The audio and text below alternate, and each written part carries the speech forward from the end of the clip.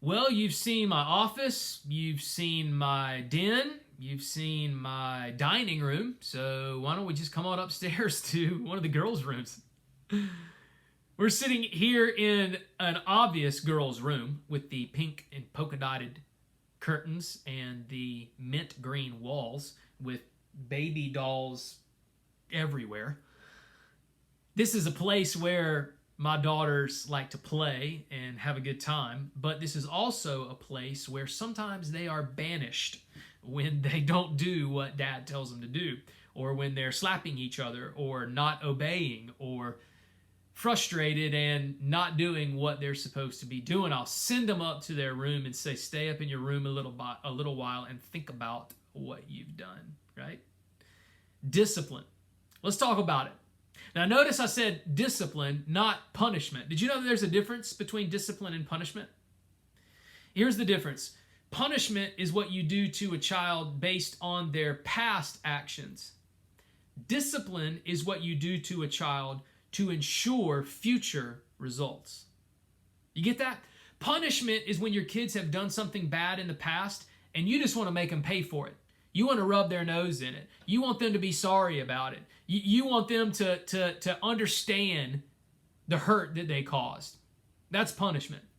Discipline is addressing something today so that your kids will learn from it and that their future will be different. It doesn't have anything to do with what they've done in the past. It has everything to do how you want them to move forward in the future, how you want them to behave differently. You're not punishing from behavior in the past. You're disciplining to ensure behavior in the future, a different behavior than the one they did in the past. I know that my dad was a professional discipliner. He was the discipliner in the house, but don't leave my mom out. My mom was not the type of woman that said, wait till your dad gets home. She would spank us immediately, right before dad got home, after dad got home, while dad was on his way home, way before dad got home. It didn't matter.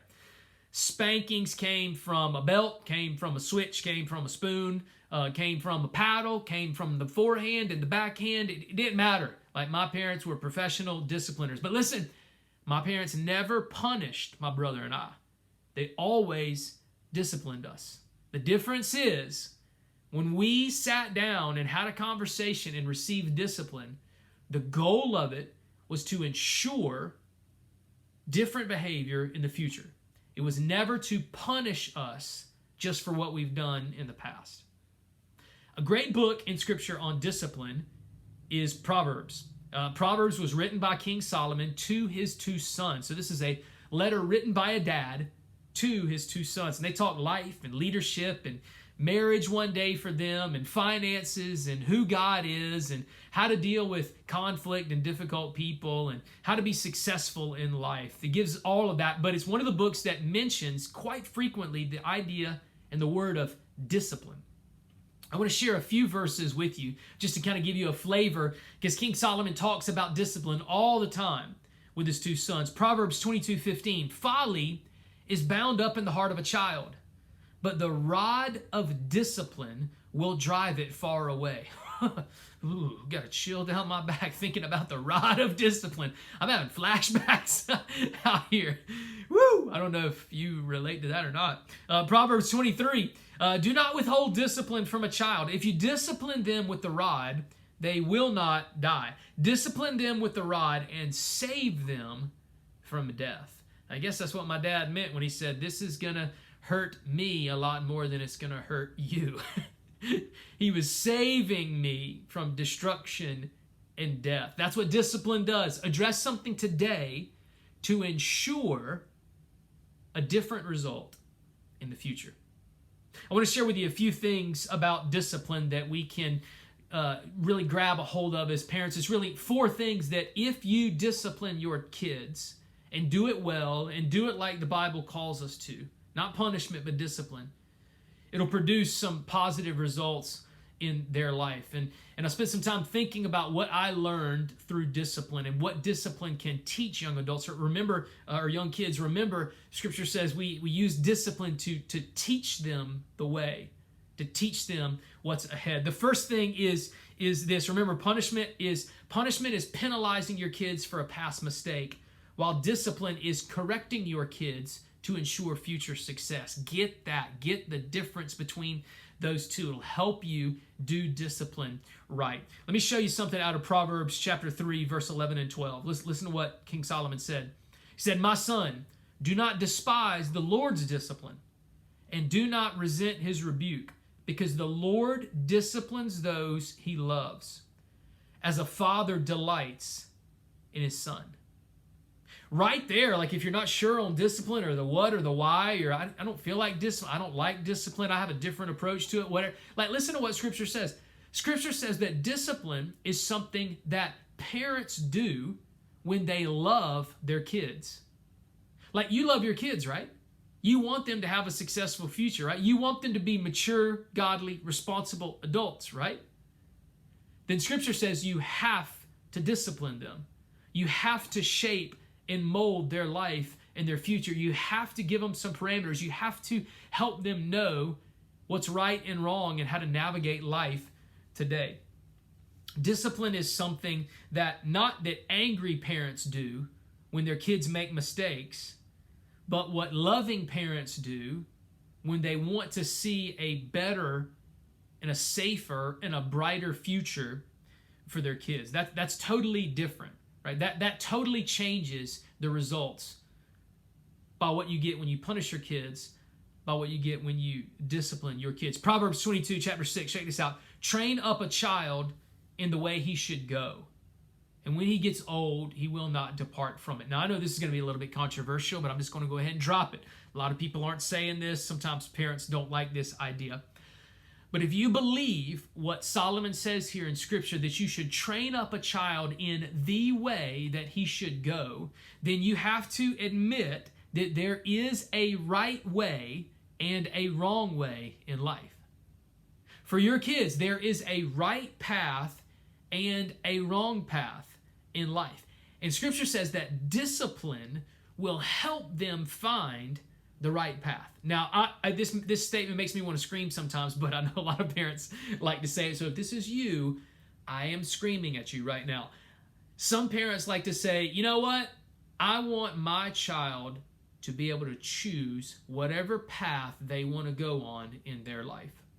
It's not up to me. I'm not going to lead them. I'm not going to guide them. I'm not going to discipline them. Let them choose their own path. That is completely ridiculous. Can I just give you a warning? If you don't show your kids what the right path in life is, then someone else will. Culture will teach your kids what path to go on. Their friends will teach your kids what the path to go on. Culture, the entertainment, the music, the movies, the television that they watch will teach your kids what is right and wrong and what is acceptable and what is not, and what path that they should go on. Please do not forsake this command from Scripture, that it is your responsibility as a parent to help your kids know which path to take. If you don't discipline them, someone else will. And their life may go down a totally wrong path. Train up a child in the way he should go. There is a way that Scripture says that our lives should go. There is a right and a wrong that we should believe. There is a path that God has for our lives. And as parents, we have to understand and see our kids to it. Show them what the right path is. Now, there's 4 things that discipline does in your kids. I want to go over them right quick. We're going to talk about them as a group in a little bit. But here's the first thing. First thing discipline does is it teaches us how to be respectful. When your parents discipline you and when you discipline your kids, it teaches your kids respect. It teaches your kids that we should respect everyone. Who should they respect? This discipline entails this, that we should value everyone. That's what respect ultimately is. It's the value that you have towards someone else. Now, I'll be the first one to tell you that we live in a world that struggles with respect. We live in a world with grown adults that don't respect other people that have different political views. They don't respect people based on their race. They don't respect people based on the choices that they make in their life. They don't respect people for so many different reasons. And when it comes down to it, a lack of respect is taught by parents. It's a discipline that happens in the home. So one of the things that discipline will create in the life of your child is it teaches them what they should respect and value in life. Please don't let your kids grow up not knowing what to value and who to respect and how to show respect not only to others, not only to you, but also to God. You're teaching them that. That's the first R. The second R, all four of these start with R. You're welcome. Just trying to help you remember them. The second thing that discipline teaches your kids is how to be reliable. If you discipline your kids, it teaches them how to be dependable, teaches them how to be trustworthy, teaches them how to be honest, teaches them to be a person of integrity. My dad used to discipline me when I wasn't a person of my word, when I didn't keep a promise, when I lied. And why did he do that? Because he was trying to help me become a reliable person.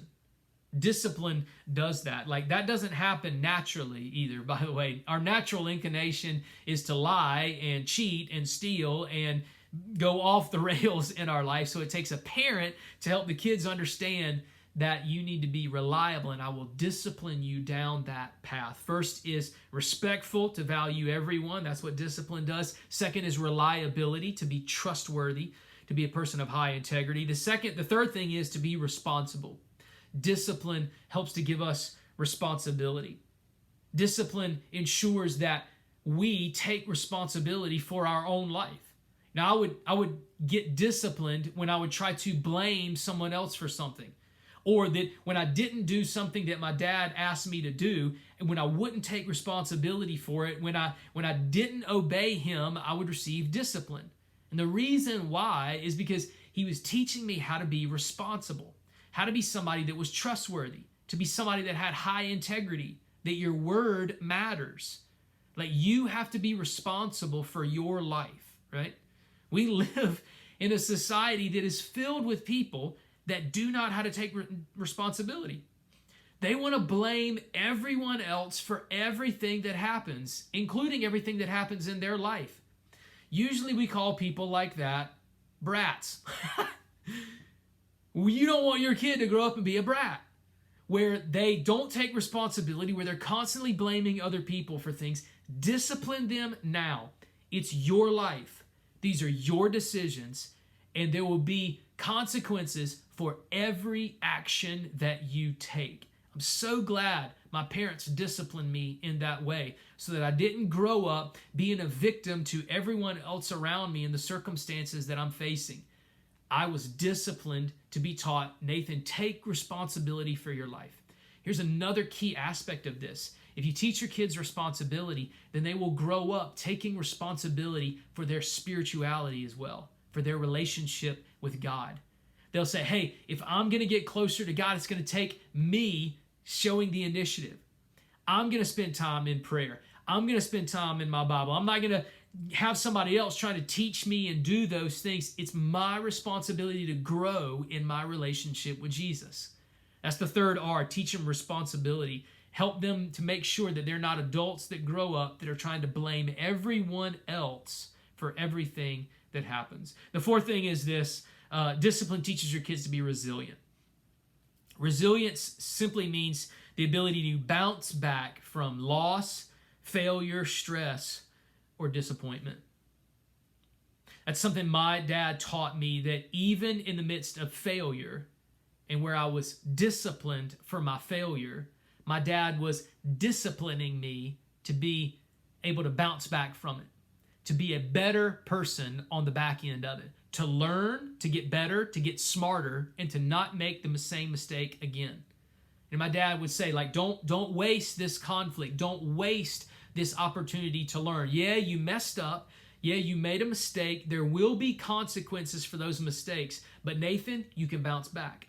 You can come back from this discouragement, from this defeat, from this loss, from this failure, from this mistake that you made. And part of the discipline process was my dad helping to restore me through those things, teaching me how to be resilient and how to bounce back. And I believe that really helped prepare me for the difficulties that I would face in life as an adult.